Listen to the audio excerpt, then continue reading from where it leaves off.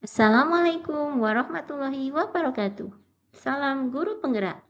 Perkenalkan, saya Nining Yulianti, calon guru penggerak angkatan 11 dari SD Negeri Sobo Kabupaten Pacitan. Pada video kali ini, saya akan menyampaikan kesimpulan dan refleksi modul 1.1 tentang pemikiran filosofis KHD.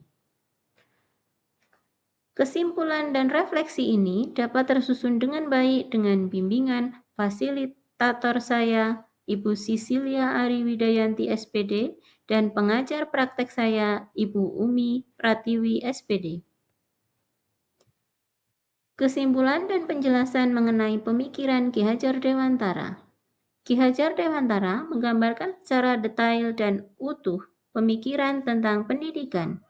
Filosofi KHD yang pertama mengartikan pendidikan sebagai tempat persemaian benih-benih kebudayaan dalam masyarakat, menyadarkan para pendidik bahwa untuk menciptakan manusia Indonesia yang beradab, maka salah satu kunci untuk mewujudkannya yaitu melalui pendidikan.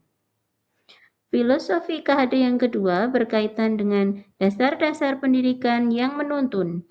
KHD menjelaskan bahwa tujuan pendidikan yaitu menuntun segala kodrat yang ada pada anak-anak agar mereka dapat mencapai keselamatan dan kebahagiaan yang setinggi-tingginya, baik sebagai manusia maupun sebagai anggota masyarakat. Oleh karena itu, pendidik hanya dapat menuntun tumbuh atau hidupnya kekuatan kodrat yang ada pada anak-anak.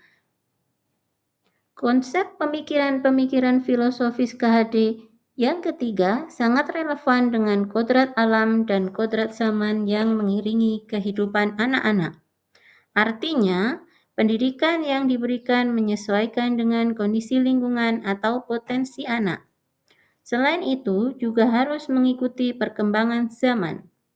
Pendidik harus mampu memberikan pendidikan yang sesuai dengan kebutuhan anak pada zamannya dengan memperhatikan potensi dirinya.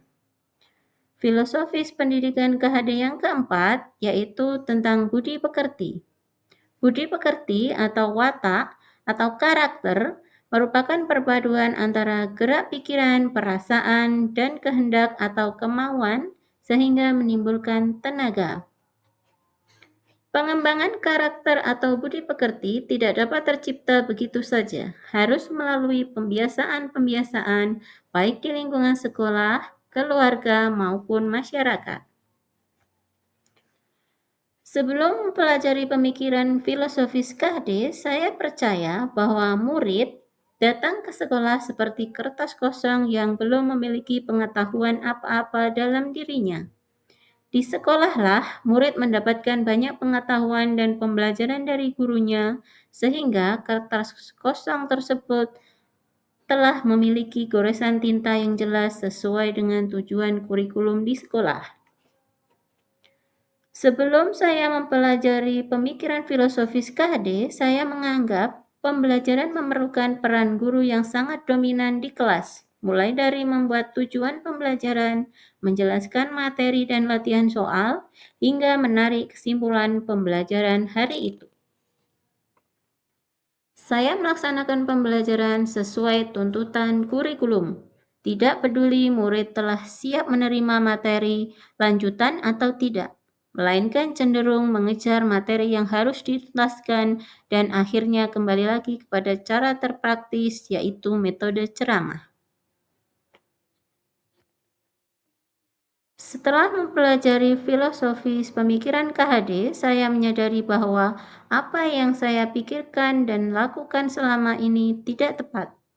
Setelah mengikuti proses belajar tahap demi tahap dilakukan, mulai dari diri untuk memahami materi eksplorasi konsep melalui diskusi, ruang kolaborasi dalam pertukaran pikiran tentang pendidikan, demonstrasi kontekstual pemahaman yang diperoleh, dikuatkan dengan elaborasi pemahaman bersama instruktur, hingga berlatih mengeksplorasi kekurangan diri dan upaya memperbaikannya, maka saya mulai merubah pemikiran dan perilaku saya terhadap pendidikan dan pengajaran. Perubahan pemikiran atau perilaku saya antara lain: Murid bukanlah kertas kosong, melainkan kertas yang masih buram tinta yang tergores di dalamnya. Disinilah peran guru bagaimana menebalkan tinta buram tersebut menjadi tulisan yang jelas terbaca. Artinya, pada hakikatnya setiap murid telah memiliki bekal pengetahuan dan kemampuannya sendiri. Namun, potensi yang ada tersebut perlu saya latih dan kembangkan hingga mereka menguatkan kodratnya dengan baik. Peran pendidik tidak melulu tentang pengajaran ilmu pengetahuan, melainkan mendampingi setiap proses tumbuh kembang laku anak agar menjadi pribadi yang lebih baik.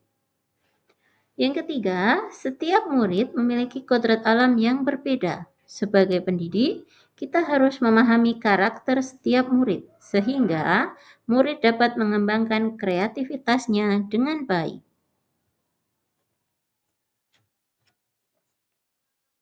Hal yang dapat segera saya terapkan agar pembelajaran di kelas saya mencerminkan pemikiran filosofis KHD antara lain.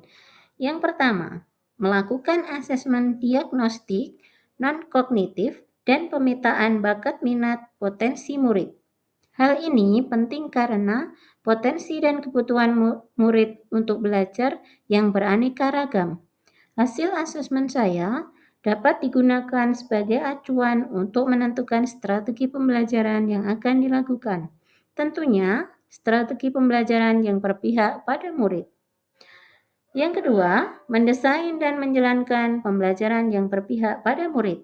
Pembelajaran yang berpihak pada murid, salah satu cara yang akan saya lakukan yaitu memberikan kebebasan murid dalam menentukan gaya belajarnya, membangun sendiri pengetahuannya, dan secara aktif terlibat dalam kegiatan pembelajaran, sehingga murid memahami makna merdeka belajar seutuhnya.